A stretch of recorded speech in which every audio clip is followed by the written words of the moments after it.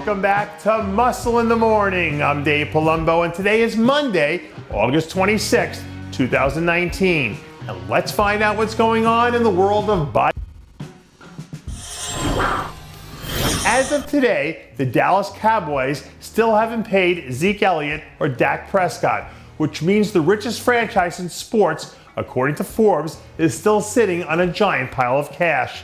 So I want to make a suggestion. Take about 10% of that money and throw it at Steve Kuclo, because this dude is playing out of his mind right now. 3 weeks out from making a return to the Olympia stage, the King Snake is looking as dangerous as ever. This is the weirdest year in the men's open that we've ever had, period. So this might be the perfect situation for a guy like Steve to take advantage of all the chaos by making a run at a top 6 finish. Some things in life are all about right place, right time situations. And who knows, maybe that moment is about to hit 212 hopeful Angel Calderon smack dab in the face in his first ever Olympia. If you haven't heard of Calderon, it's probably because he's pretty much been off the radar since he won his Olympia bid at the Prague Pro last year's European Tour. But I have it on good authority that his camp thinks he's right where he needs to be from a conditioning standpoint. Now, whether or not he has enough size to hang with some of the top title contenders here is still a major concern. But if he handles his end of the deal, all you can do then is let the cards fall where they may. I have one guy who works for me in this office who is personally fascinated by the moving parts we have in the classic physique division.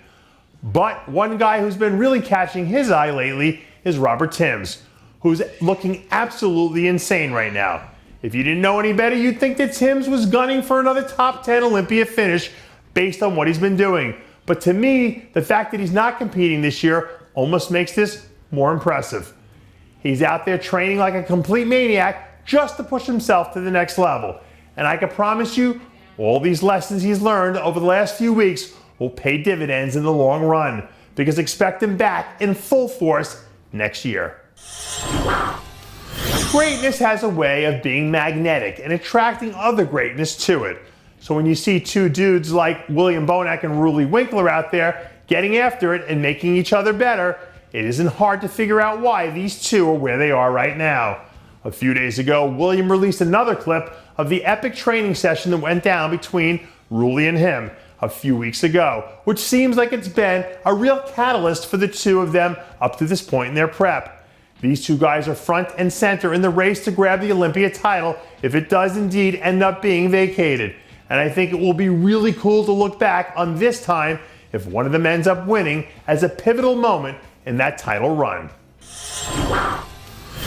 And that does it for yet another edition of Muscle in the Morning. I'm Dave Palumbo, reminding you to always be true to your passions, and make sure to follow us on Facebook, Twitter, and Instagram.